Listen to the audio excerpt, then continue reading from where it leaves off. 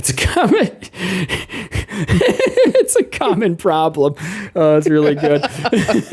Yeah, I need to move my giant piece of foam.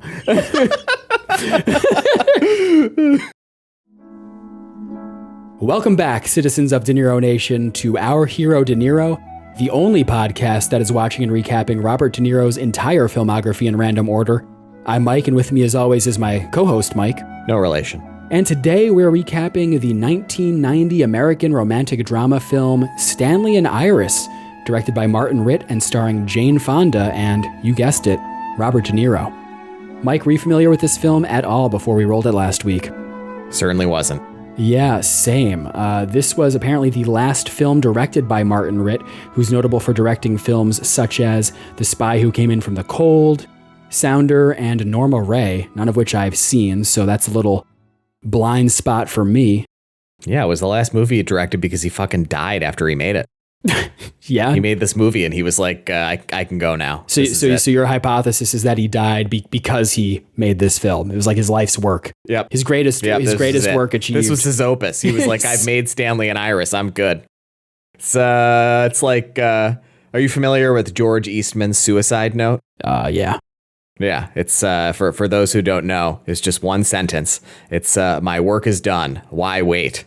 And that's how this director felt after Stanley and Iris. Although he didn't kill himself, he died of a heart attack. But yeah, the more you know. He surely felt that his life's work was complete upon creating this beautiful masterpiece. Yeah, I mean, this film, it was based on a novel called Union Street from 1982 by Pat Barker, which we might need to do our old segment shout outs and call outs again. And shout,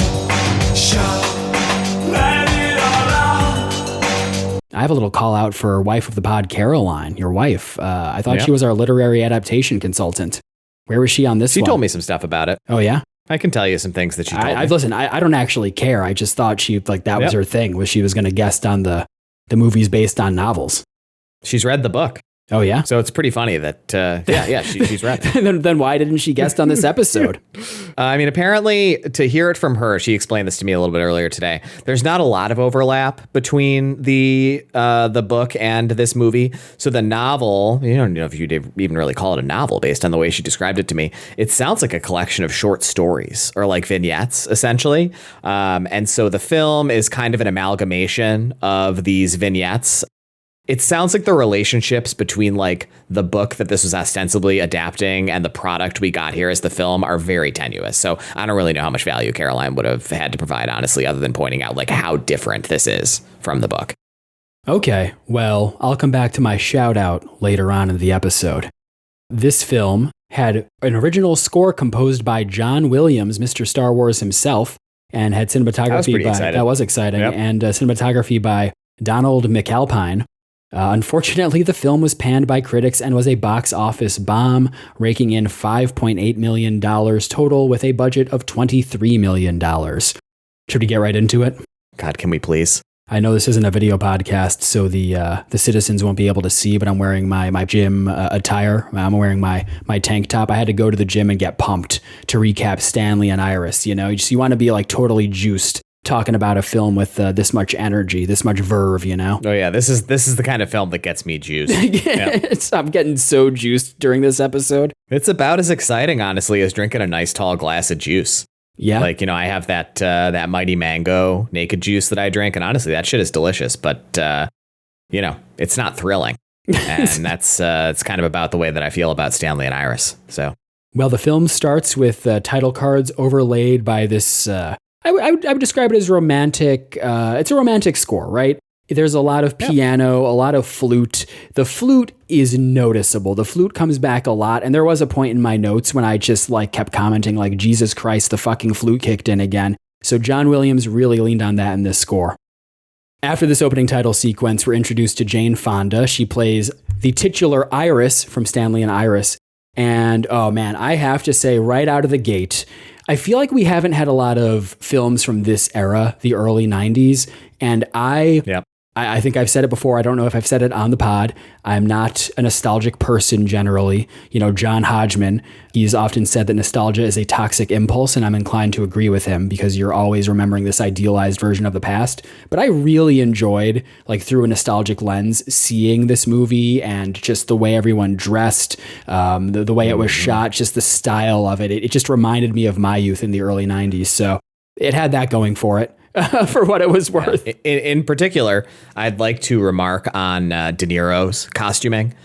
He wears in this movie some of the coolest outfits I think we've ever seen him wear in any film. Like this guy, Stanley, he's got some like serious drip, like some really cool, like late 80s, early 90s outfits. In particular, there's this wool suit that he wears like late in the film with a really heavy thread weight. And like, God, it's so fucking cool. Like he just looks awesome. It for me was the best thing about the film was like De Niro's outfits. I really enjoyed looking at them. I was kind of inspired by like some of his clothes. I was like, man, I want to wear more wool jackets with heavy thread weights. Like that's a cool look for the winter. It's like in the fall. It's a good middle-aged vibe for sure. Like just rocking the wool. Really cool. Yeah, lean into it, And we're about to get to De Niro because we're introduced to Jane Fonda. She gets on a bus and she's just like, she has her purse on her lap. She's clipping coupons. And when the bus stops at its destination, some random guy, runs by, snatches her purse and then runs off the bus.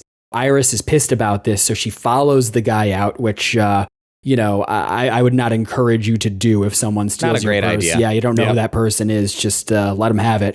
But De Niro, we see him pretty early on. I think the first face reveal here was at 3 minutes and 50 seconds, and he sees what's going on. So he follows her out of the bus to, make sure that she's safe. She follows this thief into an alley, which again, not advisable. And there's an altercation where she tries getting her purse back. He basically grabs her and throws her to the ground, and then he runs away, jumps a fence, whatever. And De Niro catches up to her, talks her down, calms her down, tells her that he's seen her at work, that he's a cook at where she works, which we'll learn pretty soon is essentially like a Hostess factory, like Hostess cakes. Like they produce a lot of cupcakes and pastries and things of that nature. Yeah, I think it was more like Entenmann's kind of class than Hostess. What's the difference? Is there really a difference? Slightly nicer stuff. Oh, okay. Yes. Could you tell from what they were producing? There's upmarket and downmarket.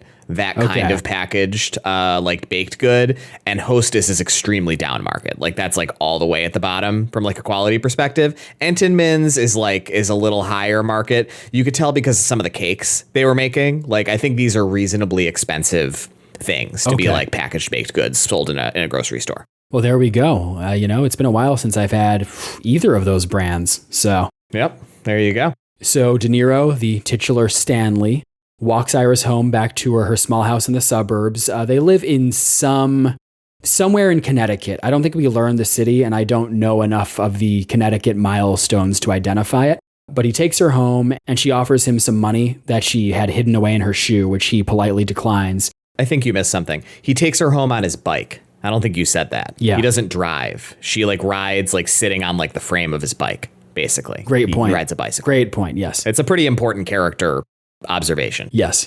So after that meet cute, if you can call it that, Iris is at home and it's dinner time. So she's in a living situation where her husband has passed away and she lives at home with her two kids, like an adolescent daughter and a pre-adolescent son. And her sister and her sister's husband, Sharon and Joe, moved in with her because they're out of work and having difficulty finding work.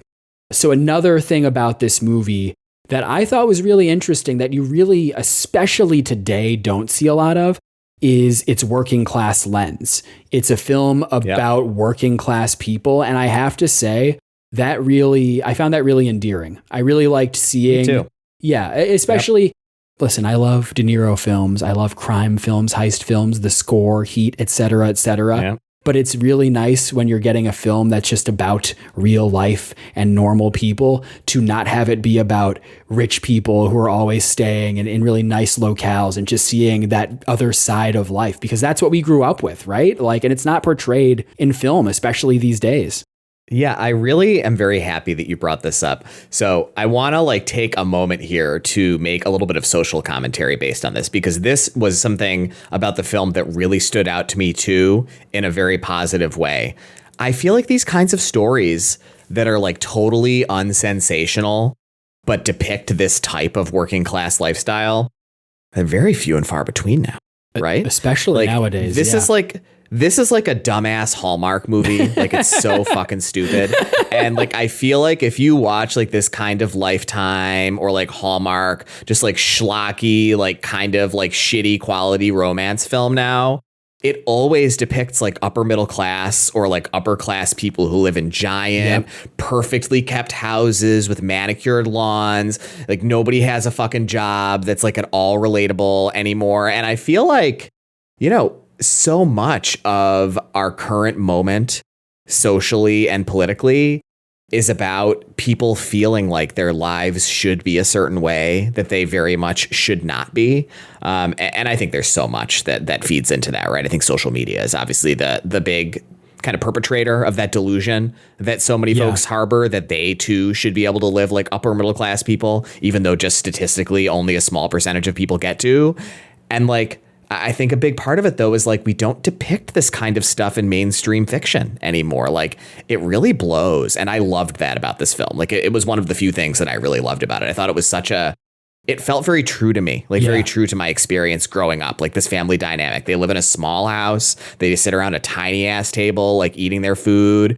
And like, you know, the family's not perfect, but like they seem fine with it, which like most people should be. Like, it's fine to be middle class. There's nothing wrong with that, to like live in like a modest sized house. Like, I had a happy childhood economically. Like it was fine. Right. It's never a problem. I totally agree. And I understand why, if you're a filmmaker, you would desire to film in ritzy locations around Toronto or Vancouver or whatever, instead of in the outskirts of some Connecticut city. Yep. But yeah, I feel like we used to have shows like Roseanne, you know, that depicted working class life. And now it's, you know, it's like the stereotype romantic comedy kind of job of I work in publishing and I'm able to afford some loft in New York City. Right. What the hell are you talking about? You work in publishing? Like, at the entry level, you make $41,000 a year. And average rent in Manhattan, and for a one bedroom, I earnestly believe is between $3,500 and $4,000 a month. Like, none of this shit adds up. But like, everybody, like, all the information they have about the way the world is structured is based on social media and visual fiction. And so everybody's just like, oh yeah, I too should be able to have some like podunk job at some like publishing shop or some like venture capital funded startup and afford to live in Manhattan or Brooklyn. And it's like, no, you shouldn't. That's like just not, that's not the way the world works. Right.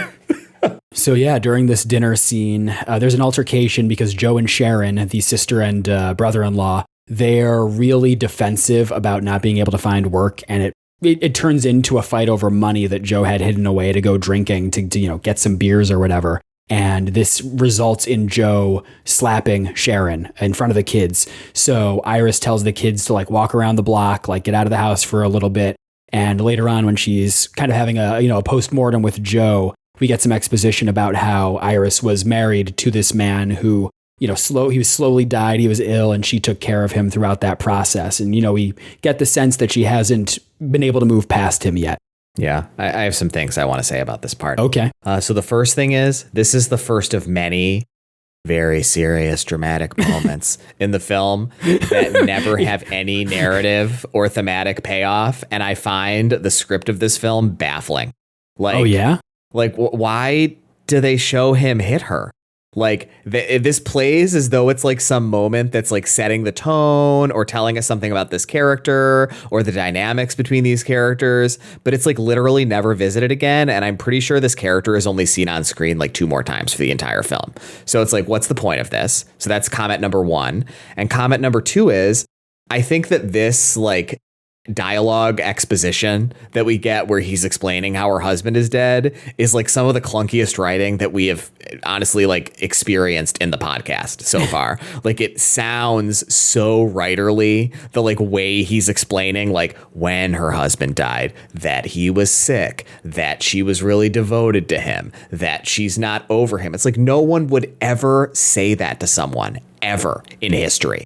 Like it's absurd. I agree. That stood out to me, and I think it actually was maybe the low point of the script because it was so obviously this clunky exposition. It's like in films when like someone's talking, a character's talking to their brother, and they're like, "Well, you know, you're my brother," and it's like, yeah, okay, you wouldn't say that in real life. It's not a thing that people say. It's like that sort of thing.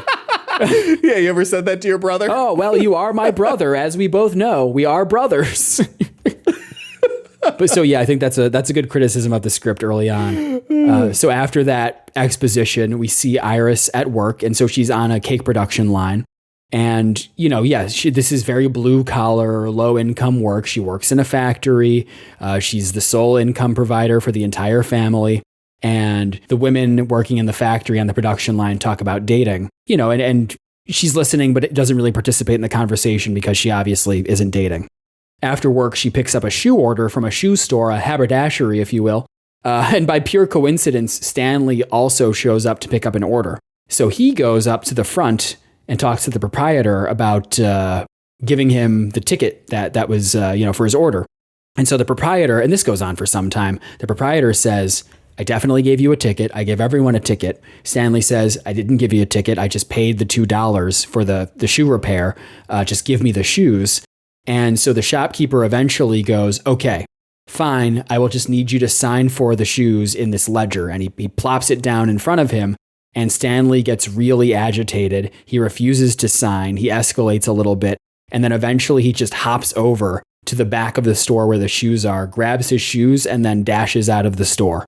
Yeah. And I think so you didn't say this when you were describing it, but I realize now in the context of you describing that scene that it's important to know. So we've gotten a lot of Stanley dialogue by this point, right? And so we know Stanley to be like a very honest, upstanding, honorable person. And so it's like, it's very surprising that he acts this way, right? Like we know that this at least reads to us as viewers as a character contradiction for him, that he would like commit essentially an act of theft, right? And like be obstinate with a shopkeeper, like based on our previous scenes with him, it doesn't seem like the kind of person he is. So as a viewer, you're kind of piqued. You're like, well, this is odd. Like this doesn't seem like something this guy would do based on the way we've seen him act. It's such a benign interaction. Why wouldn't you just sign and get the shoes and go? Yeah, that's a good point to call out. So the next day, a bus passes by Iris. She's kind of waiting for the bus with a bunch of her coworkers, and Stanley rides up on his bike and offers her a bike ride back to her house. They have this long bike ride where they have a conversation. He describes his dream is living on a farm, you know, wide open, a lot of space. It talks about how they're really opposites, right? He's a good cook. She doesn't like to cook. She just likes to make whatever is fast and easy. Her dream is to have a really ritzy Boston vacation where she stays in a really upscale hotel, you know, very different. He tells her about how he lives at home with his old dad, who apparently had him when he was 50. I think De Niro was 45 when this movie came out or thereabouts. So I guess this guy was like 95 years old, but still independent enough to, live at home with his son. So that's kind of nice. They discuss hobbies. His is going to the movies, which I thought was really nice. I mean, again, it's like another clue. He does not mention anything with words, but spoiler alert, Mike, don't give it away. Our listeners don't know. That's a good point. No one knows because no one saw this damn film. But you and me are two of the 11 people who've seen it in history. So two of the 11 who have logged in on Letterboxd. Watched with me too. So you and me are two of the 12. That's right. Yep. And so he drops her off, and then later on, next scene, we see Stanley serving food at the factory. He's just serving lunches to all the factory workers. Iris walks up and, he's a little flirty. He piles on the mashed potatoes, gives her a lot. Oh, of mashed potatoes, way more than the regulation amount of scoops. Yep. There was a notable long take where they followed muffins through a production line until it arrives at Iris. Thought that was a nice little flourish in a film. Where I agree. The cinematography, it's nice. It's very unassuming. The lighting's very naturalistic. I really liked, again, it contributes to that like nostalgic early 90s feel. It felt very analog. It felt very realistic in a way that I really appreciated. It's clearly very competently directed. Yes. Like you said, like you talked about this guy's other films and I've never seen any of them, but he's obviously a good director. Like he did a nice job with this film. So later on, Stanley goes to the laundromat at night, and Iris happens to be sitting there waiting for her laundry. So they have a little flirty dialogue. He asks her if she wants to get egg rolls at the Chinese place next door. It's nice. And At one point, she mentions that she's low on money, and I definitely like zoned out for a few seconds. And I'm pretty sure it's because of the money that she lost, like when she was caring for her dying husband. That was it, right? Okay, yeah. I filled in the blanks. So the paycheck. Oh no, not when she was caring for her dying husband. You must have missed this. So the reason why she was so upset about her purse getting stolen in the first scene is because her paycheck was in it. So she's out like an entire week. Right. Pay. She's so living she's like, paycheck to she's paycheck. in dire straits financially, structurally. Yes. But like especially this week, she's doing really poorly. Like she's lost an entire week's of pay essentially due to the purse theft. Gotcha. Okay. And this is where we learn about Iris's fantasy of having a ritzy Boston vacation. Stanley replies to her by telling her about this one time that he took a 6-day solo trip at the bottom of the Grand Canyon, which honestly sounded really cool. I'd like to visit the bottom of the Grand Canyon sometime. Yeah. Although, you know what? I've been on vacation in Boston, and they're both great. You can have fun doing it all, you know? Have you been to the Grand Canyon? No, I haven't. I've only been to Boston. I know you've been to the Grand Canyon. Oh. Yeah. I've been to both. Yeah. The Grand Canyon's really cool. I'd recommend it. It definitely is like, you know, I tend to be kind of skeptical of things that are said will be like really impactful to you. But the Grand Canyon is pretty nuts. You kind of can't imagine it until you see it. It's just so big. Oh, it's cool. You know, it's crazy. Yeah, like it just feels really, really weird when you look down. Like it's just like you really cannot imagine the scope of it until you experience it. It's neat.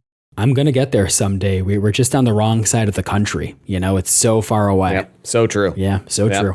So they're sitting there, they're having their flirty conversation, whatever. He says some stuff about her sweater, how he notices that she wears a pink sweater when she's in a good mood and a gray sweater when she's in a bad mood. And she's like, I only own 2 sweaters.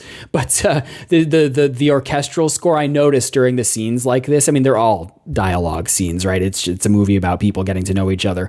But I would notice when the score kicks in because the fucking flute would come in out of nowhere and I'd be like, oh my God, John Williams. Yep. There are so many instruments in the orchestra that you could utilize, but it's that kind of film. Yeah. Yeah. And the scene ends with them sharing fortune cookies. She opens hers up and reads her fortune. And she encourages him to read his, but he says that he's not lucky. And then he kind of cools off. I wonder why. Yeah, he kind of cools off emotionally and then says that he should go back to the laundromat to pick up his wash. So it's all coming together, right? So back at the factory, it's a new day. And we see the foreman. He's being a dick to all the ladies who are working on the line. They all fucking hate his guts, and rightfully so. He seems like a prick. And so eventually they have their lunch break. They're all hanging out at the factory cafeteria. And during lunch, Iris walks over to De Niro at the lunch line and asks for a Tylenol because she has a headache or whatever. And at first, De Niro, Stanley, is like, oh no, I don't have anything. And one of his coworkers, who's maybe 10 feet behind him, says, yes, we do. Like, look down. And there's an entire shelf of prescription, or not prescription, but like over-the-counter medications. She asks for the Tylenol, and he plops down a container of Rolaids in front of her. Classic medicine. Classic. I get the two confused all the time. Yeah. I get Rolaids and Rolos confused all the time. This guy's gonna fucking overdose on Rolaids. Gonna OD on Rolaids. What is Rolaids, by the way? I don't even know what that is. That for what gas? Kind of medication is that? Is it a gas medication, like a stomach medication? Rolaid is heartburn relief. Oh, there we go. I should get some Rolaid. Yep. Yeah. Yeah, you should. I suffer. Listen, I suffer. Never met anybody who has worse heartburn than you. It's an invisible disability, and everyone should be more kind to me. I think people are plenty kind to you. That's not kind enough, man. Otherwise, you wouldn't have such bad heartburn. Yep. That's right. My heart burns whenever people are mean to me. So he takes the Rolaids back and then puts another container down, but this one's for cyanide. And so at this point, she just says, never mind. And she gets it at this point. Like it's all come together. Right. It's all coming together for her. He doesn't know how to read. Yes. There you go. Yep. And so at this point, she kind of sits to the side and his boss comes down. And there's a whole fiasco because the boss says that there are $2,000 in purchase orders that never went through. And the boss's interpretation of this is that someone is stealing from the factory.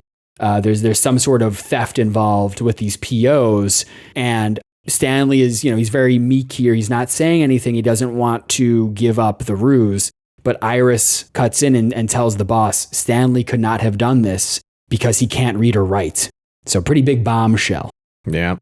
After work, Iris walks into a bar near the factory where she suspects Stanley will be, and sure enough, he is. And man, this is a real early 90s dive. The vibe was dour.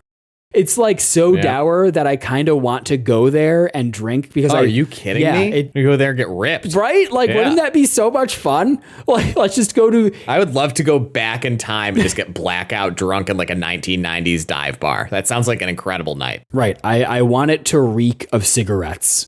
I don't even like the smell, but like, I just want to experience that for one night.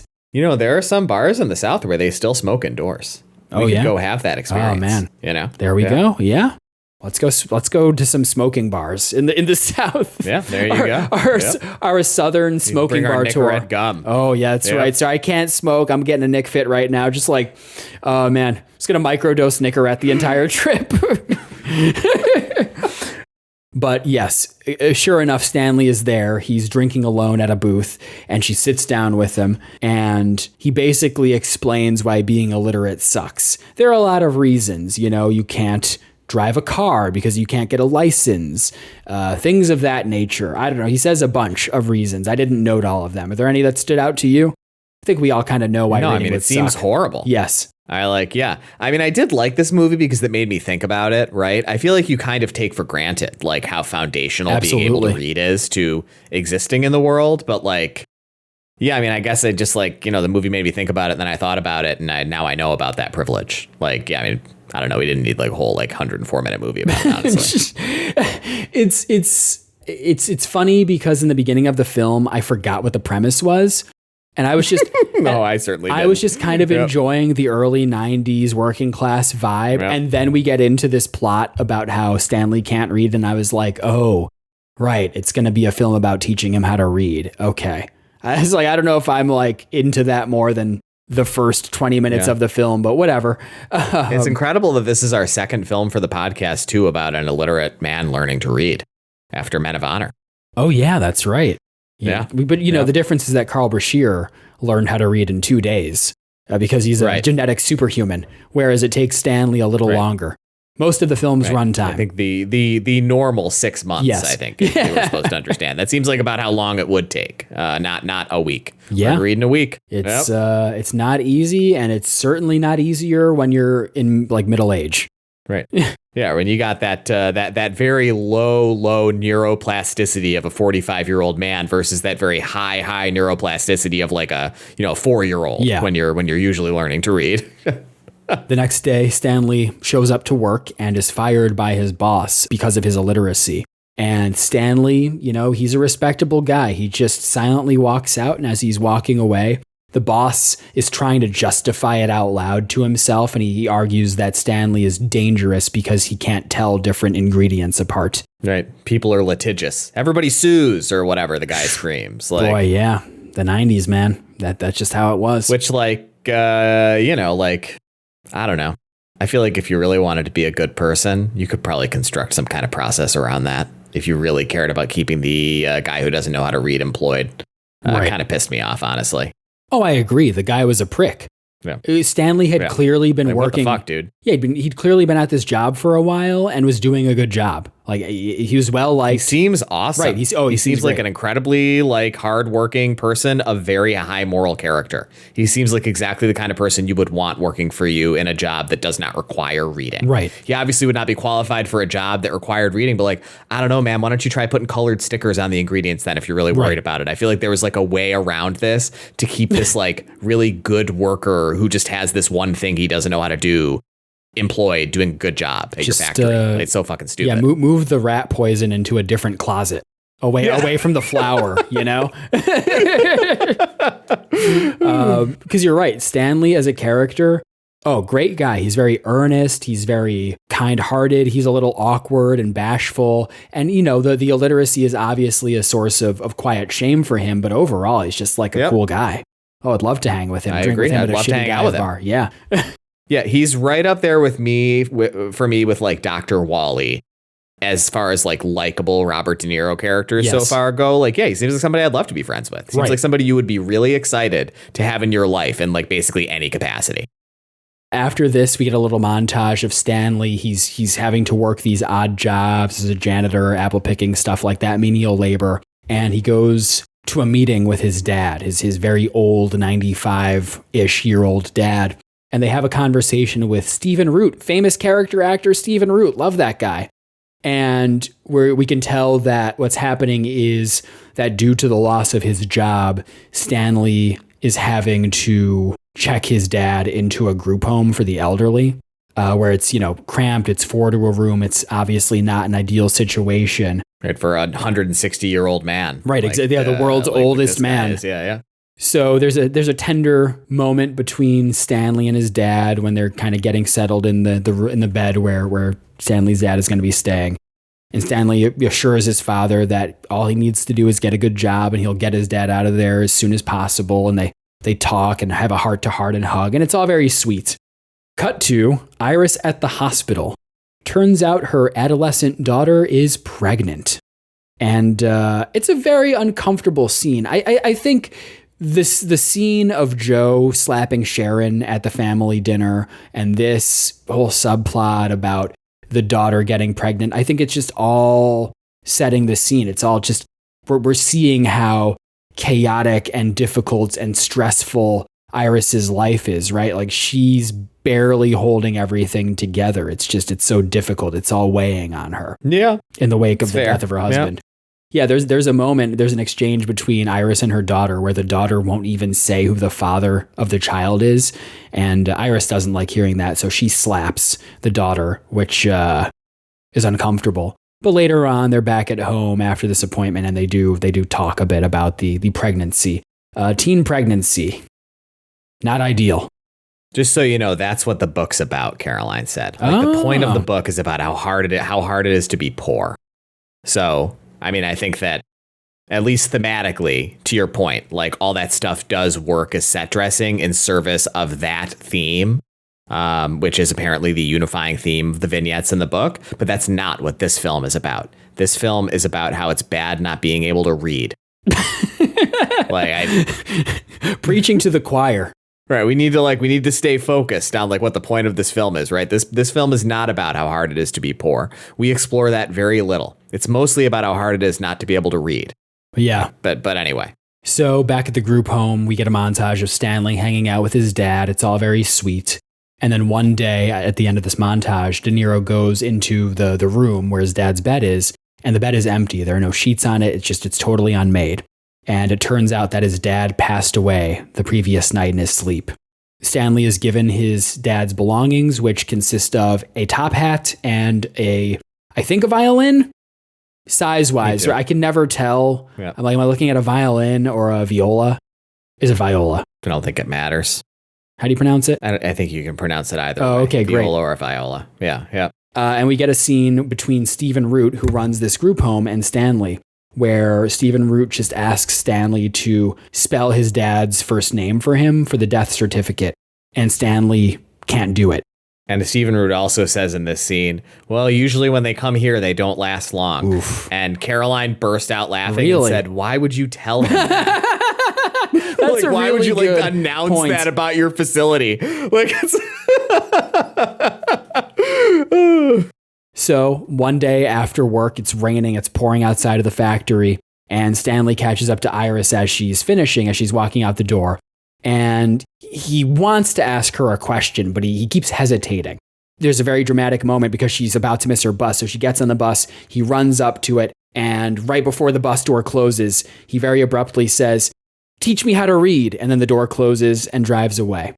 They pull up to a library later on, and he's doubtful about his ability to read, and dramatic piano music starts playing. They fill out a form together, and it's like more expository dialogue, just dialogue about Stanley, who he is as a person, what his hopes are, what his fears are. It's a nice bonding moment. I thought it was sweet. You know, that's kind of the start of this journey of learning how to read. This is going to be the rest of the film.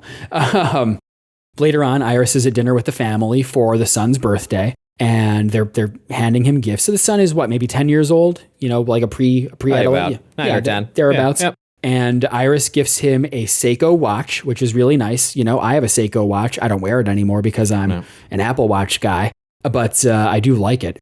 I like horology. I like watches. I'm not a watch collector, yeah. but they're very cool. Watches are really cool. I was thinking it seemed like a little bit of an expensive gift, honestly, considering like the dire financial straits she seems to be in. But I guess she wants to give her son a nice birthday. Yeah, present. I'm inclined to agree because a Seiko is a reasonably priced watch brand. Right. But it's like a nice watch. It probably cost $30 or $40 in the early 90s. It's not a Timex. It seems like they're really struggling. Right. Like, yeah, it's not a cheap watch. Yeah. What I'll let you know here, I'll clue you in on this is we don't learn the son's name until later in the film. And so from this point I still don't know the son's name. Well, the son's name is Richard, but it doesn't matter because in my notes, I just referred to him as Seiko. And I thought that was a much better name for this. That is cool. This young white child. Dr. Seiko Godsend. Seiko.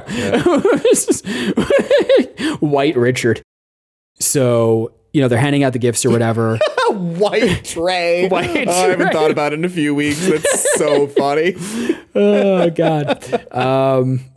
There's like a sweet moment where Joe tells Seiko that he's a dead ringer for his father. Well, he doesn't say dead ringer. You wouldn't want to use the word dead, but he says he looks just like his father. Sensitive, man. He's dead. Yeah. Like, yeah. And that makes Iris run out of the restaurant crying. It's too much to handle. Sharon follows her out and gives her a little pep talk.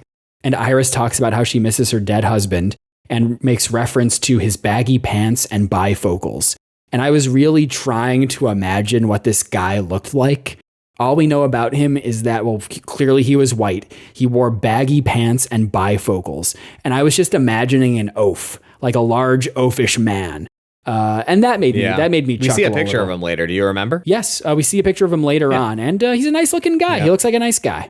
Yeah, I mean, the brother-in-law, what was his name? What's the brother-in-law's name? Joe says in his stupid expository monologue from the beginning of the movie that her dead husband wasn't a very good-looking guy, and I agree. Like in the picture, he looked like a bigger guy, but he looked like a perfectly good-looking, like slightly bulkier dude.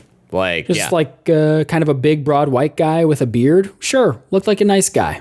So I think this is the first time in the film that they reference how long he's been dead for. And he's only been dead for 8 months. And it seems like everybody in her life is like, you need to get over it and get back on the horse. And it's like, well, they have like a 15 or 16-year-old daughter. And it sounds like they were together for a while before they had a kid. Like, I don't know. How long is it supposed to take to get over your like partner of 20 years? Because I think longer than 8 months sounds totally normal to me. Like everybody in her life is like, oh, you really need to like get on the horse, like focus on like moving forward. And it's like, dude, he's been dead for less than a year. They were married for like 20 years. Like, I don't know, might take a few years. That's a pretty fucking big loss. I'm so glad you mentioned that because I did not remember that and I didn't put it down in my notes. And so in recalling this film, I just naturally thought that he had been dead for much longer. Right, maybe it had been like 3 years or something, like a long time. Like, okay, like, come on, lady. Like, now he's dead, it's over. But like, less than a year? Like, I don't know, man. Like, Caroline and I have been married for a lot less than 20 years. And like, if she died, like, I don't know, man. It might take me more than 8 months. Yeah. That's really not that long. 8 months? It would take you 9 months. Right. It's polite. Yeah, gestational period for a human child. Like, yeah. The gentleman's 8. 9 is the gentleman's 8. That's what I'm saying. So this was kind of wild. We have to manufacture scenarios, situations for the two main characters to keep bumping into each other. And this one felt a little hackneyed to me. Stanley just got drunk on his own. And so he just stumbled over to her house during the evening and, I don't think they know each other quite that well, but I mean, maybe they do. They've been doing the reading lessons. He doesn't seem like he has any friends. Yeah. So I think like... That's true. So Stanley comes into the house during their dinner time or whatever, and Iris invites him in out of the cold. This film, I think, takes place from like summer to New Year's-ish. I think it's kind of that period of time. Yeah. And so he rinses his head under the faucet. She makes him a pot of coffee at fucking 9 p.m. or whenever he stumbled over drunk. And they talk about his death. Trying to sober him up. Yeah, understandable. Yeah. And he tells her the background about his illiteracy and explains that growing up, he was raised by a single father who had him when he was 50. And he's like a first generation immigrant. It's implied through the dad's accent. So basically the dad was a traveling salesman and went all around the country. And Stanley just went with him and bounced from school to school. And so he was never really in school consistently. And when he was, he would just sleep through class, and it never really mattered. There were never really, negative repercussions because he would just move on to a new place. And then while they're at the house, she gives him a reading lesson right then and there. So can we stop here for a second? Yeah. I want to ask you a question. Okay. And I'll talk about this more in my final thoughts. Sure. Do you believe this? Believe what? Do you believe this story that he could possibly not know how to read? Yeah, why not?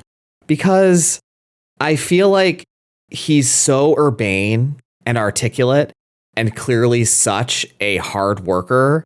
And he doesn't really struggle to learn to read. I mean, like he does. It takes months, but like it's not like it takes years. Like he clearly has the ability, like with someone teaching him. So are we really supposed to believe that this guy has lived 30 years of adulthood? He's this hardworking. He's this intelligent. He's a very smart person, and never before like sat down and was like, I really just need to knuckle down and learn how to read. Because like clearly he has the aptitude. I just like.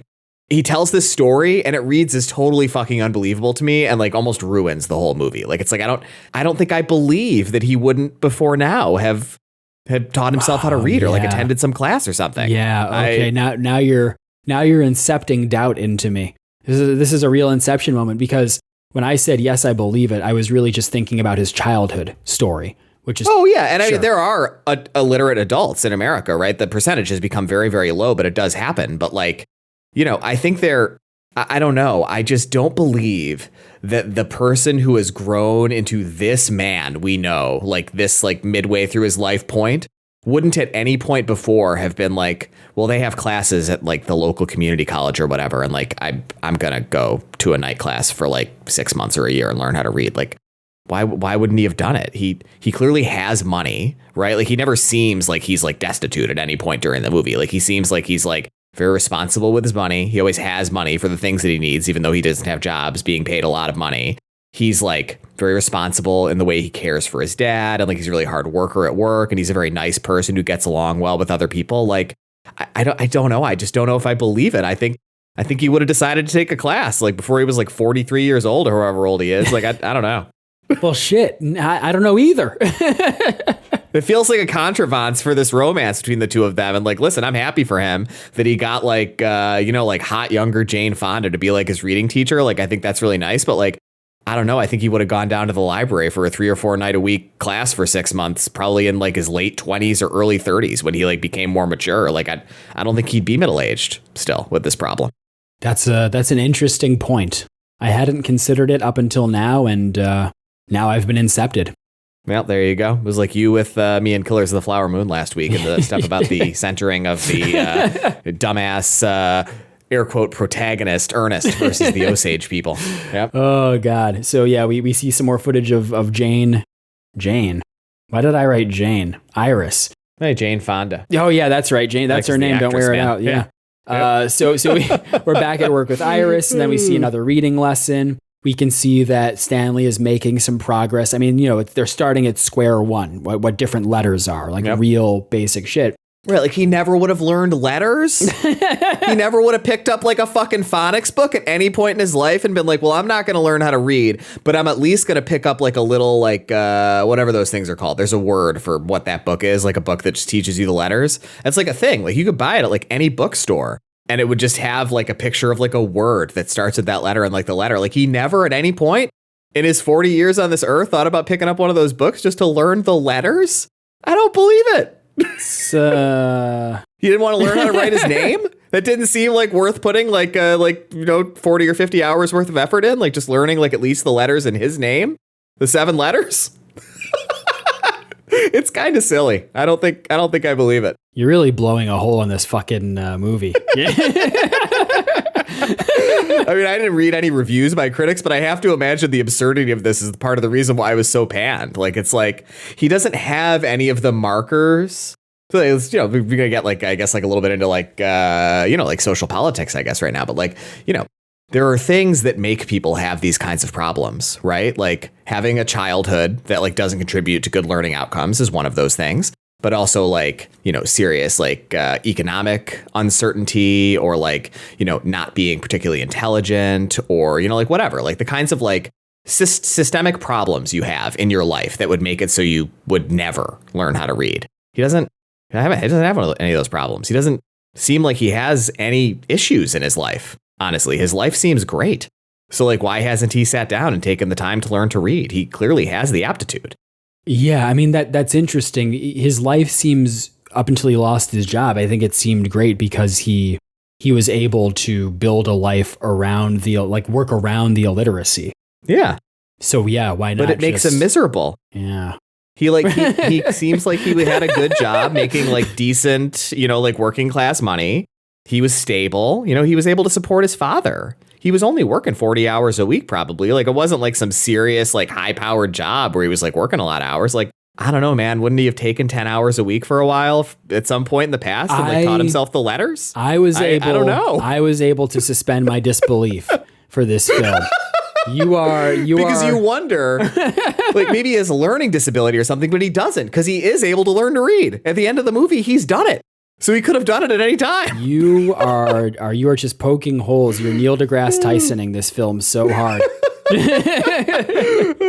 Man, very funny stuff. So there's another reading lesson. Stanley's making progress, and during this lesson, which they're being held at Iris's house, she receives a call from I think it's assumed one of her work friends who tries setting her up on a date with some guy who gives a shit, and she declines, and Stanley overhears her half of the phone call. And she explains to Stanley that she hasn't been out with a man since Baggy Pants died. I don't know the husband's name, so that's what I called him. I thought it was more courteous than dead husband. Yep. Later on, it's during the daytime, and Stanley is taking a walk with Iris's son, Seiko. They're kind of walking through a park with a lot of big trees, and Stanley is just dropping all sorts of random foliage facts on Seiko, which is really neat. And you're right, like, I guess to the point that you just made. He knows all this stuff about trees. He's clearly very intelligent. Like, he seems like he's kind of a genius. Like, later we, like, see his, like, contraptions. And so, like, yeah, you wonder, like, okay, like, maybe he has some verbal or reading related learning disabilities. Like, maybe he just can't do it. Like, maybe he's just smart in other ways. But he is able to learn to read. So, like, he always had the aptitude. It doesn't make sense. Well... I think the tree things was the moment where it started to fall apart for me. I was like, oh, like, what's going on here? Like, this guy, like, was passionate and serious enough about learning about horticulture or botany or, like, whatever this field of science is called, that he, like, went to all this effort to, like, make friends with, like, tree researchers and shit. So he has this, like, incredible work ethic for, like, intellectual pursuits. But, like, again, never applied it to learning how to read. Like, it just doesn't make any sense. I just, like, the more you talk about this film, the more clearly I'm visualizing the Hindenburg just slowly burning to the ground. And at the end of the scene, Stanley and Seiko bond over having dead dads. Stanley blames him. I loved this scene. Yeah. This is like my favorite scene in the movie. No, it was really... I found it very emotionally affecting. It was very touching. Stanley admits that he blames himself for his dad's death. Yep. And Seiko... Really sad stuff. Yeah, Seiko talks about how he's afraid of the dark, and when his dad was alive, he would let him sleep with the nightlight on. It was sad stuff. I agree. Yep. It pulled my heartstrings. Hey, happy for you. In the next scene, Iris's daughter, who I'm sure we learn her name at some point, but God knows I don't know it. They seem Iris and her daughter seem to be, their relationship seems to be going better. The daughter is putting curlers in Iris's hair. She's more visibly pregnant at this point and says she doesn't even want the baby, which I don't know what to tell you. Right. I think you had some time. Yeah, I think you had some time to have made that call. And, like, even now, if you don't want to, if it's too late or you don't want to have an abortion, like, there's always adoption. You don't have to have this baby. Yeah. There are options. Yeah. People want white babies. Yes. Yeah. It's just the way of the world. And Iris has a bonding moment with her daughter where Iris really delivers an extended monologue about how the daughter herself was an accident. And how scene was crazy. Iris in great detail explains how it took her several months to feel affection for her daughter, her first child. And I thought maybe could have ended that monologue maybe a minute sooner. Would have been a little sweeter, landed a little better. I found it very odd. I mean, I thought it was a nice character moment. Because, like, I think that the thing about Iris is that she's supposed to be a little rough around the edges. Yeah. I guess, like, if I try to figure out what her character is. And I don't honestly think she has much of a character, but I think that's one of the things, is that she's a little rough around the edges, like the world. She's a little like world weary, as it were. She's guarded. But like, I don't know, like it's not a very nice thing to say to your kid. And she doesn't seem like a mean person. Like, I don't know if you should share that. It was a little odd to me. Yeah, I agree. It worked a little less well than the heart-to-heart between Stanley and Seiko. Yeah. So after this, there's another reading lesson, and Stanley has reached the point where he's able to read simple sentences on a blackboard, but he hasn't been doing his homework. He's been too busy watching fights on the television and things of that nature. Iris, for some reason, I'm not really sure why it comes up. I think she was just really wanting some action. She complains about her sex life.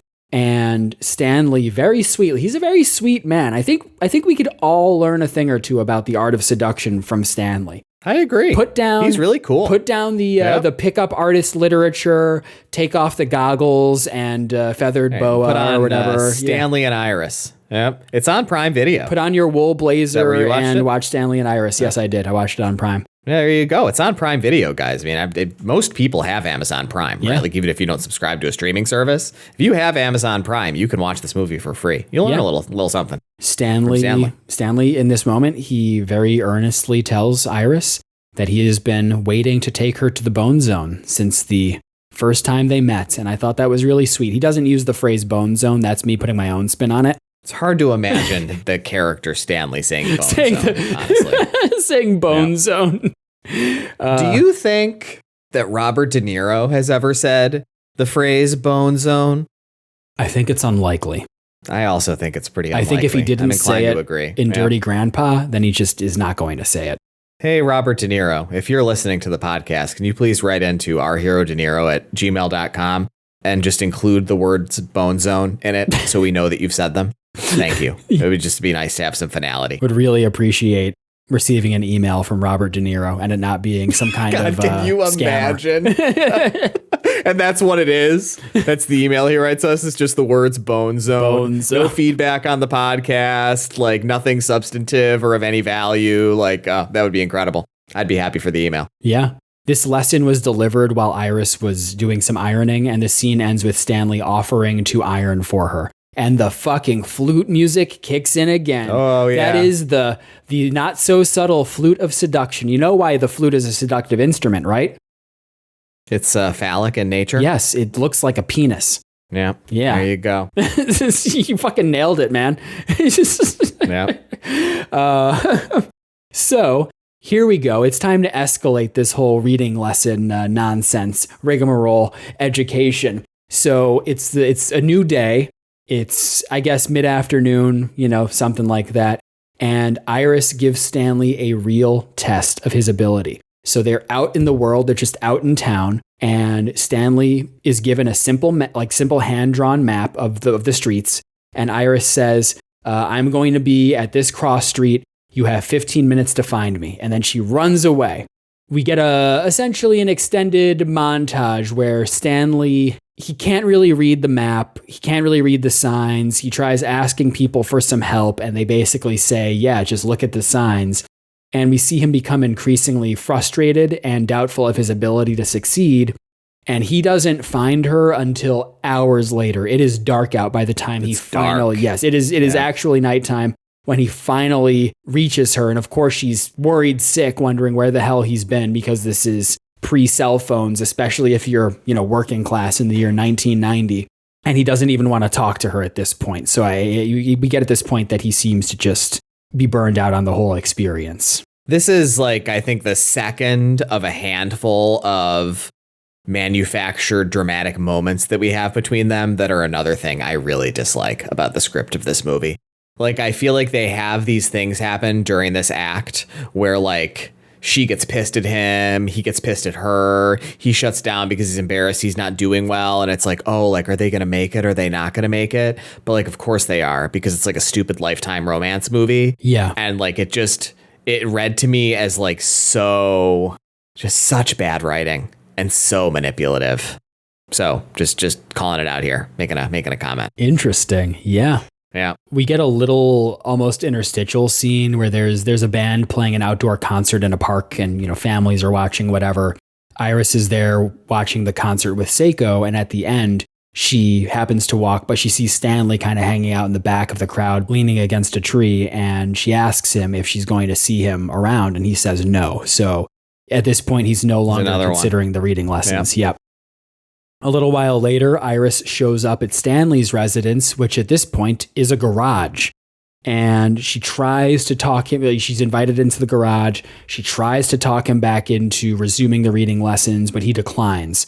The garage it's just filled with various equipment, like industrial equipment and stuff. He likes to tinker, he said earlier in the film. Like gadgets. He's got a lot of gadgets. He has a lot of gadgets. Yes, sure. I don't think it's industrial equipment. I think he made all of this. Yeah, I think we're supposed to understand that he's like a designer. Yes, he makes gadgets. So can I ask you? What?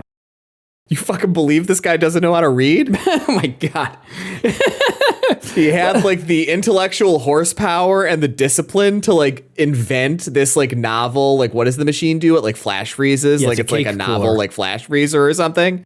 But like he never like wanted to sit down for a few months and learn how to read. God. Yeah. Well, again, this is how we interact with films differently, right? I just bought into the premise, and now you're really getting me to second guess this, because yes, that scene ends with, in the back of the garage, he shows her this giant industrial cake cooler that he designed and built himself, and it's very impressive. The score kicks in, and it's very wondrous music. So yeah, I guess you're right. He's a very talented man. It's cool. I love Stanley. He's awesome. Later on, we're back at Iris's house, and Seiko answers the door. This is actually the point where we learn the character's name is actually Richard. And it's Seiko. Oh, God. It's Stanley at the door, and this is his way of resuming the reading lessons, showing up unannounced to her house. I guess in his defense, probably doesn't have a telephone at this point. No, he doesn't have a telephone. Yeah. He hasn't had a telephone since they got kicked out of his house, because Stephen Root remarks to him when he tells him his dad is dead that they tried to call him. That's right. But they didn't have a phone number on file. Yeah. Good point. So the reading lessons have resumed. Some time passes, and now we are at the hospital with Iris. She's in a waiting room, and she's waiting for the daughter's child to be delivered. Stanley comes in, and he comes in to sit with Iris. Very sweet. Again, fellas, this is who you got to learn from, the master. The baby is delivered. It's a girl, and there's a conversation between Iris and the daughter about the name. What? Just thinking about this movie becoming like the fucking pickup artist Bible. I think that's what we need. I think we need a rebound.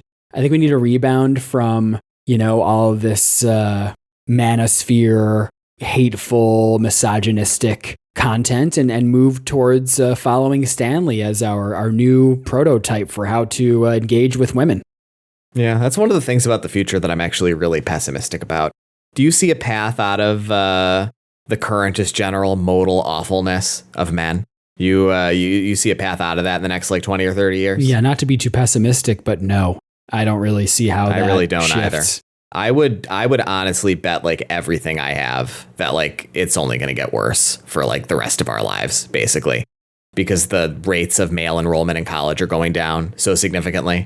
And I feel structurally, we are not doing the things sociologically as a society, politically, to better enfranchise men in a way that will help to curb this issue. And it's one of the things about the future that makes me feel super doomer. Honestly, I do not see a way that it could possibly get better. Yeah, well, back to our light comedy film.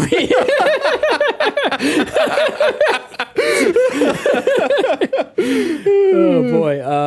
Yeah, well, that scene concludes with the baby being named Estelle after Iris's middle name, which is sweet. The nature is healing. The mother and daughter, they're getting along better. This is a bonding thing for them. Iris goes to the grocery store after work one evening, and she lives close enough to where she's able to walk home, which is nice. And as she enters the house, Stanley is there. He surprises her by cooking up a delicious big old family dinner for everyone. This is like Thanksgiving dinner levels of food. It all looked very nice. I think it was supposed to be Thanksgiving. That's very possible. That makes a lot of sense. I'm pretty sure. Yep. This is one of those classic, like, I didn't take any notes and you took a ton of notes things where, like, much like Andrew in the Mean Streets episode, you were just paying too much attention to noting things to like, pick up on these extremely obvious contextual things about the story. Well, I needed some more of that bad exposition in this film where, like, someone says, "It is Thanksgiving after all."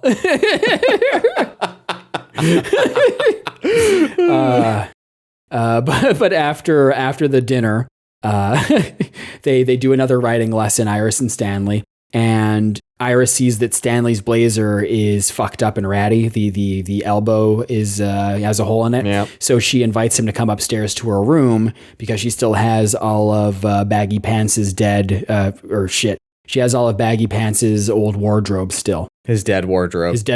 Yep. Yeah. So we go upstairs into Iris's bedroom, and this is where we see pictures of her with Baggy Pants, from when he was still alive, of course. And yeah, he looked like a sweet guy. I don't know. Sad that he's dead. I found this scene pretty funny, honestly. Really? Well, because as soon as you see the pictures of Baggy Pants, you wonder, like, okay, he's a stocky guy, right? Like, he looks like he's big. And Robert De Niro is not a big guy. He's a very small guy. And so I was like, all right, how are they going to handle this? There's no bad way for me from a comedic perspective. So the first way they could have handled it would have been for her to give him something that fit him well, which would be like funny because it wouldn't make sense physically because it wouldn't have fit the big stocky guy in the photographs. But the second way, which is what they did do, is she gives him a jacket that's just way too big for him. Yes. And then talks about how good it looks. That was pretty funny. You can't... I'm like, what is happening here? Like, it looks absurd. You can't tailor a jacket that much. There are just certain things you can't do. Like, the shoulder pads are too big. Like, there's too much fabric around the midsection. This cannot be fixed. She gives him a size 40 long. Oh, God. This is where I noted, I try not to check the runtime when I'm watching the film. But I couldn't believe. I looked a lot during this movie. There were only 24 minutes left in the film at this point, and they hadn't fucked yet. I couldn't believe that we were still waiting for them to reach that point. But, they don't. Iris gives Stanley some of the husband's old blazers, and the scene ends with Stanley telling her, again, sweetly, that he'll seduce her yet. It's the sort of thing that tone is very important. You don't want to say that menacingly. Yes, very much so. You don't want to say, I'll seduce you yet in any tone. That would be a very weird, specific combination of words to use. Like, will you say it in a sinister way or in kind of like a kooky way? I don't think like either one is good. Oh, man. Back at the factory, Iris is very surprised to see that her daughter is now working there alongside her. The daughter explains that she quit school because she couldn't stand it. Oof. I mean, this is really like the worst case scenario for a parent, right? Like in this sort of situation, her daughter got knocked up young, quit school, and is doing the same exact dead-end factory work that her mother's doing. It's rough. It's got to be really painful for her. Yeah, I agree. There's a good line in this moment. It's one of the only good lines in the movie, I think. She says this line doesn't go anywhere. And it's like a double entendre about the factory line. That was a good line. Her daughter. Yeah. Yeah, I mean, it's a nightmare. I agree. I think it is probably, though, a relatively sensitive and truthful, if not like a little bit clumsy depiction of like, how the cycle of economic marginalization perpetuates itself, right? Like it's just like a tragedy of circumstances, essentially. And then it's another generation of like lost economic progress, essentially. I mean, there was also like the economy was really, really bad in 1989 and 1990. That's an important backdrop for this film for folks who don't know is that like, the economy was so bad in the late 80s and early 90s that like Ronald Reagan's very popular vice president who had a lot of executive experience, George H.W. Bush, is like one of the only incumbents in modern American history to not win a second term when he sought one. So things were not good for Americans in the time when this movie is supposed to take place. Yeah, that's good context. So I'm going to describe what happens in this next scene very, very matter-of-factly, and then I kind of want to dig into it. Because what happens is we hard cut to Stanley and Iris having sex missionary style. Stanley climaxes and kind of rolls over onto his back next to her, and she cries when he climaxes. He says, 3 people in bed are one too many for me. And then it fades out. Now, did you have any reaction to this sex scene? Because I sure did. I had a strong reaction. Yeah, I had 2 strong reactions to it. I'm wondering if they're going to be the exact same one.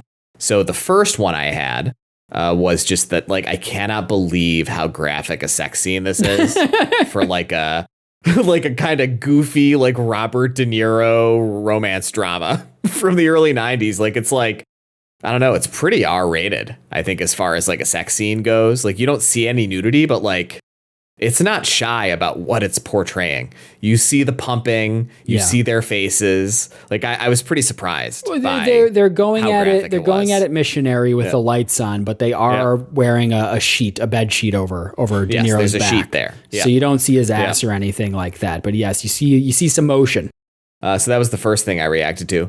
The second thing was, this is yet the next and really probably the most egregious thing about the script that I think is just like really bad. I feel like this is an insane character contradiction for Stanley to like be insensitive in that way.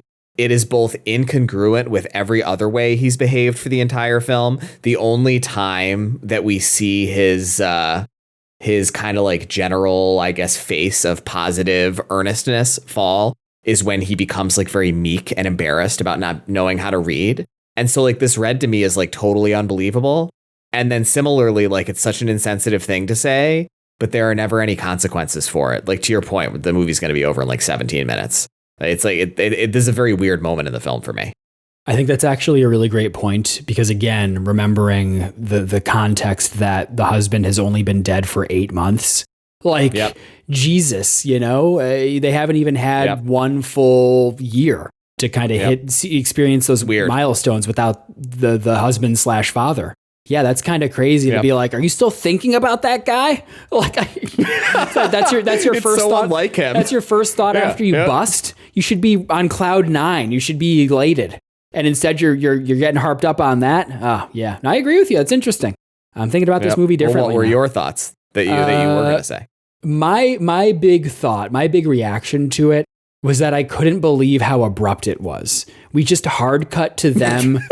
Right before. Funny. And the way it's shot is so unromantic. And I thought it's clinical. It's clinical. It's just a pan shot. It's just it's just a wide shot of them in bed, the lights lights around in the room. It's very normal interior lighting. And I was shocked. I really thought this was a moment that deserved a little more pomp and circumstance. You know, give me the classic cheesy, we're sitting down in bed next to each other and our hands meet, and now we start to move in for the kiss slowly, and and the music kicks in, and then we get a very mature fade, a sophisticated fade to them in bed next to each other or something like that. But I guess they needed to have this manufactured drama. But yeah, I just thought it demanded a little more. Come on, we've been waiting an hour for this. I think you said the first part of what I said significantly better than I did, but I think we're making the same point.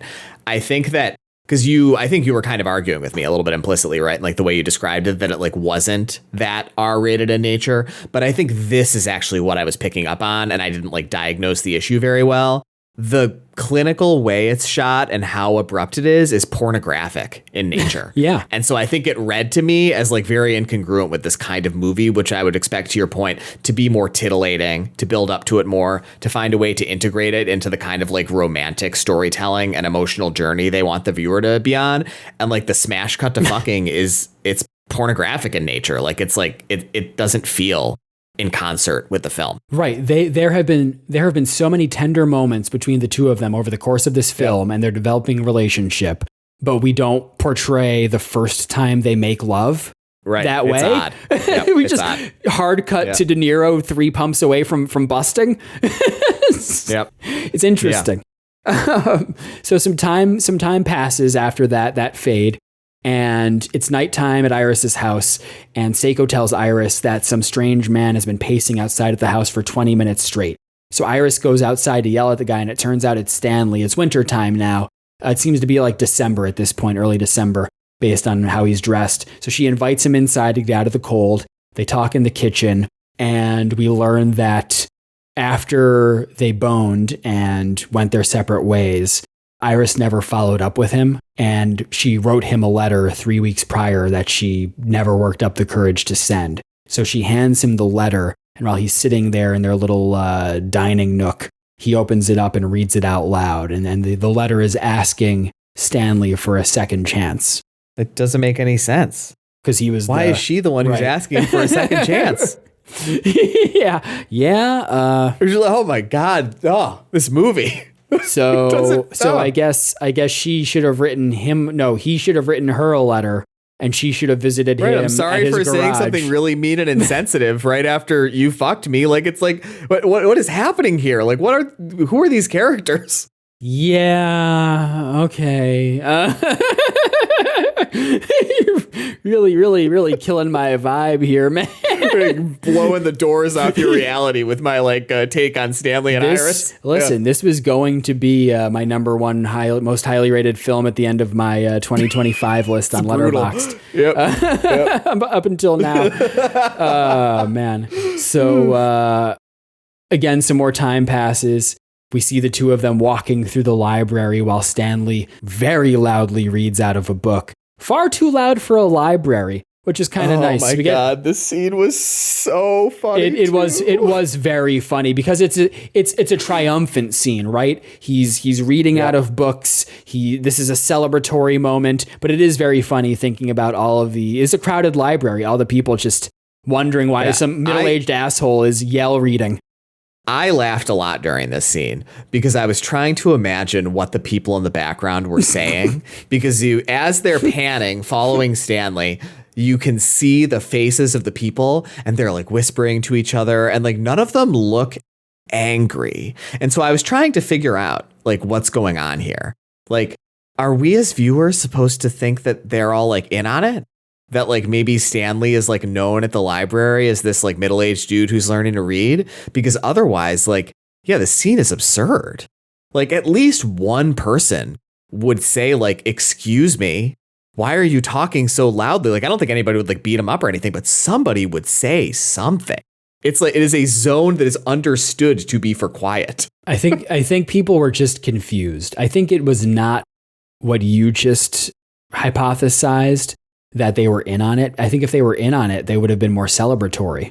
I think it would have been, again, we're thinking about. I thought maybe it was like worshipful.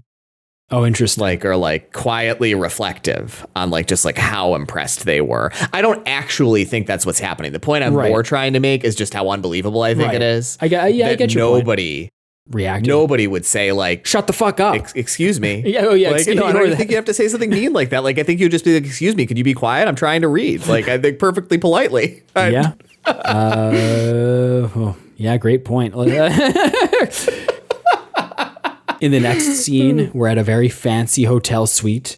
Implied it's in Boston. Stanley and Iris check in. They order room service. The suite is really nice, really ritzy. And I wrote here, baller move again. Stanley wrote, he finally learned how to read and write, and he wrote the seduction playbook. Treat your lady. Say, I'm going to get you a ritzy hotel suite in fucking Boston. I might choose a different city, but to each their own. I'm going to go to Boston from Connecticut. They're in Connecticut. Yeah. I mean, yeah. What do you mean? The New England is one big state. That's the way that people think about it. AndOston's the capital. It's like us going to New York City. If you live in Connecticut, that's the way they think about Boston. Good point. Stanley says he loves Iris. And later on, they're at the airport. Iris is going to see Stanley off. He managed to secure a job in Detroit. It's Christmas time now. You can see through the decorations at the airport. He kisses her goodbye and says he'll come back. As he's about to board the plane, he says he'll call her, and she tells him to write her. We get some letter narration from Stanley to Iris while she's while we see footage of her working. He explains that he has an office job, thanks her for her help, and as we're hearing this narration, we see her write Stanley's name in a cake with icing, which is, I guess nice, making that long distance work. No. No? This is what made me laugh. Oh, why? That's not what it is. What is it? You're misremembering the scene. She doesn't write his name on a cake. She just writes his name on a big wax paper and then immediately crumples it up and throws it away. That's right. This scene also made me laugh. I was like, that's so silly. Like, that's such a silly bit of visual storytelling. She's like a hardened middle-aged woman, but it's like the equivalent of like writing your crush's like name on like a piece of paper and then crumpling it up and throwing it away when you're in middle school. Like, I was like, this is, I don't know. I guess I haven't done that since middle school. So that's a fair point. It's not a very grown up thing to do. And I think you're a lot less like grizzled than Iris is. Like, I think I don't think she's that kind of sentimental person. I don't believe it. Yeah. Well, it's the final scene of the film. Iris is walking home with grocery bags at night. As she's walking, Stanley pulls up to her in a brand new car with Detroit license plates. Turns out this motherfucker can drive now. He explains that he got a raise at work, he has health insurance, he has his eye on an old house in Detroit that's a fixer-upper, and tells her that he wants the family to move in with him. So she's in the car with him and asks if that's his way of proposing to her, and then the fucking flute music kicks in one last time. Big time. Oh, big time. Yes. And the film ends with the two of them walking into Iris's house together. Mike, it's time for our final ratings, and I'd love to hear what you give Stanley and Iris. Yeah, I mean, I think that everybody can probably already tell. I think this movie is really bad. I was sort of on the fence about where I wanted to put it, kind of from a ranking perspective. And so before Mike and I started recording, I had to look at like all of the ratings. I wanted to think about where it was situated, because here is my take on this movie. So everything that I said is like what I think, right? I've talked about it throughout. I think the script is really bad. I think that the score is like very paint by numbers, like very boring romantic drama music.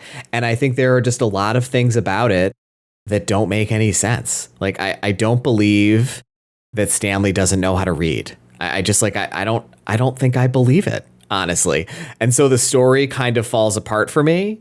I just like, it doesn't, so many things about his character don't make any sense, but I simply do not believe that somebody who is as industrious and intelligent as he is wouldn't have, before middle-aged, felt compelled to correct this thing about himself that he seems to understand makes his life really difficult, and also has a lot of like embarrassment about. So like, I don't believe that. I think that Jane Fonda's character, Iris, is really difficult to understand. Like, I don't understand what her character is supposed to be. She's like at turns sensitive and sentimental, but like really hardened and grizzled, and like tortured over the loss of her dead husband, but also embarrassed that she's still sad about it 8 months later. And like, I just like, I don't understand what's going on here. And I just really don't think it's very good. And so my take on it, and why I needed to look at my scores, was I think it is the best, like, decent, competent film the worst, decent, competent film we've watched for the podcast yet. It's not like a Killing Season or like a Righteous Kill. Like, it's not like a really, really bad movie. It's just like totally fine.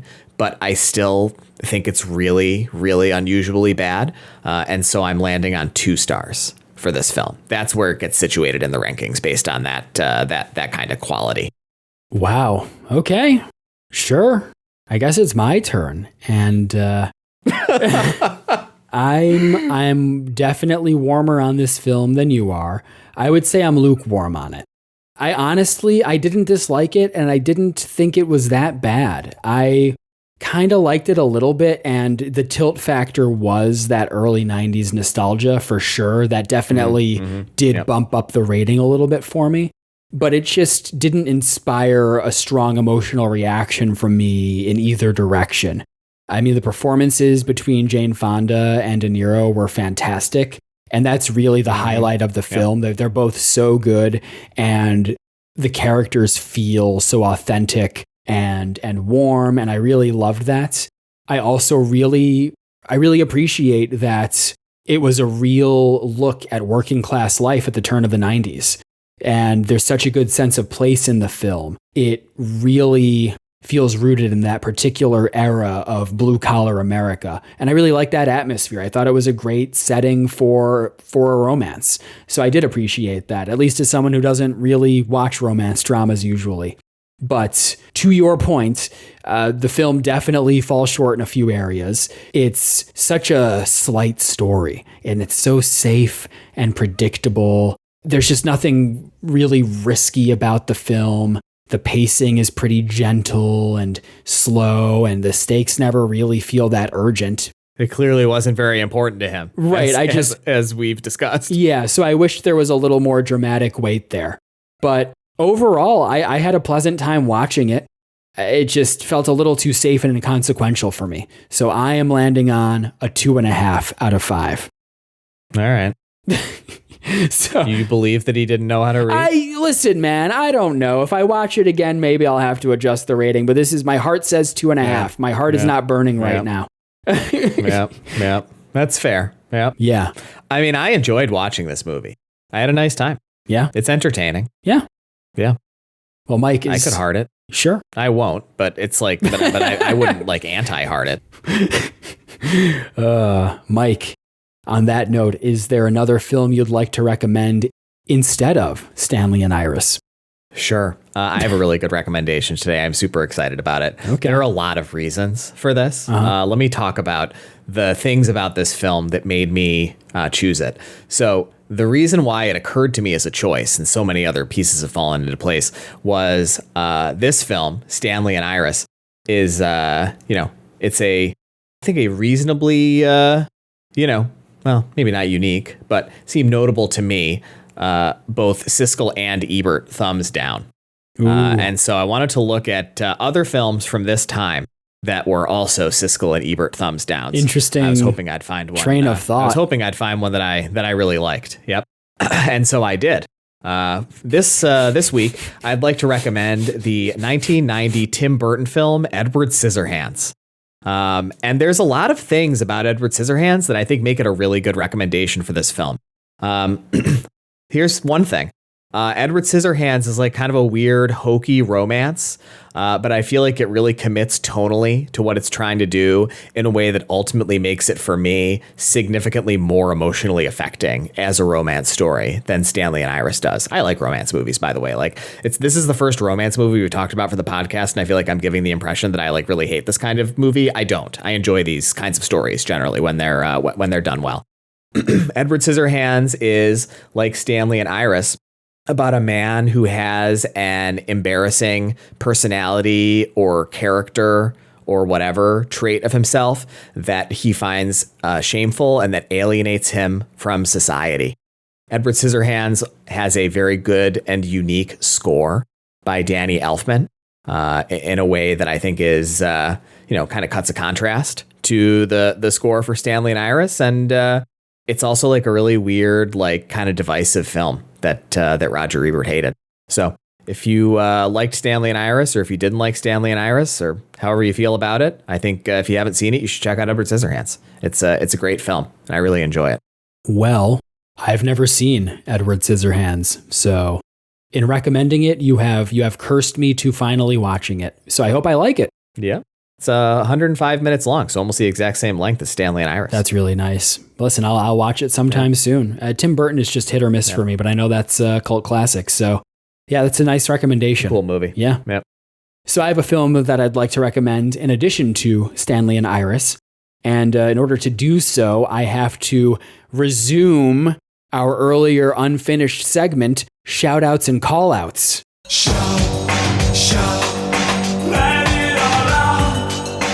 So earlier in the segment, I called Caroline out for not being a part of today's episode, but I also need to give her a shout out for recommending this film to me originally. She's the reason why I watched it. So I do appreciate it. It's not the sort of film that I would generally gravitate towards on my own, but I really liked it. I found it incredibly endearing. My recommendation this week is the film Lars and the Real Girl. So this film is a 2007 indie dramedy directed by Craig Gillespie and written by Nancy Oliver. And it stars Ryan Gosling as this guy, Lars, who he's just like a very painfully shy and awkward man living in a small town. He eventually orders a life-size, real doll online and treats her as his live-in girlfriend that he calls Bianca. And in the film, the community, his family, his friends, the townsfolk, they all play along with the ruse instead of chastising him for it. And they treat her, Bianca, as a real person to support Lars through his emotional struggles. And I just thought it was a really warm film, a very original premise. Gosling gives a great performance. He can go in so many different directions. It's a very heartfelt film. It's quirky, but not in a way that I found annoying. And I think if you appreciate empathetic, character-driven stories, then Lars and the Real Girl is one to check out. I've never seen it. It's long been on my watch list because it is a movie that Caroline really loves. I need to watch it. This will move it up in my priority list. I think you'll like it. Yep, I definitely think I will as well. I love Ryan Gosling. And with that, it's time to move on to our final segment where we roll for next week's film. This is Mike's role this week. How you feeling going into it? I mean, I'm feeling really optimistic. I think we're all just holding out hope for number 60, Silver Linings Playbook, right? Damn right. All right, I'm going to roll now. And unfortunately, it is number 51, which is Stone. Never heard of this in my life. Man. Well, it's just from 2010. That's not a good sign. Doesn't bode well for us. Well, it's got Edward Norton in it. It's only the second film they've been in together after one we've already seen, so that's kind of exciting. So anyway, here we go. It is a 2010 American crime thriller film, directed by John Curran, written by Angus MacLachlan, and starring Robert De Niro, Edward Norton, and Mila Jovovich. There you go. Next week, we will be watching Stone. Wow, Edward Norton has some pretty silly-looking cornrows in the picture at the top of the letterbox page for this. That immediately made me more interested in this film. Now I'm excited. That's all you had to say. Do you have the page open? You got to see it, man. Yes, I saw it. All right. Well, there you go. Next week, we will be watching 2010's Stone, starring Robert De Niro. Hope to see you all there. And with that, it's time to wrap this podcast up. I'd like to take a moment to thank all of the citizens of De Niro Nation for listening to this week's episode. Caroline, thank you for the podcast artwork. Sorry that I had to call you out earlier, but remember that I also gave you a shout out. Please rate us 5 stars on Apple Podcasts, Spotify, or wherever you listen to podcasts. We could really use it. Email us with basically anything at ourherodeniro@gmail.com. We don't need that qualifier. Basically, anything. It's my outro. It's my outro. And follow us on Letterboxd. I'm Mike Back At You, and he's Mike the Fab. We look forward to coming back next week with a recap and discussion of the 2010 film Stone. Bye, everybody.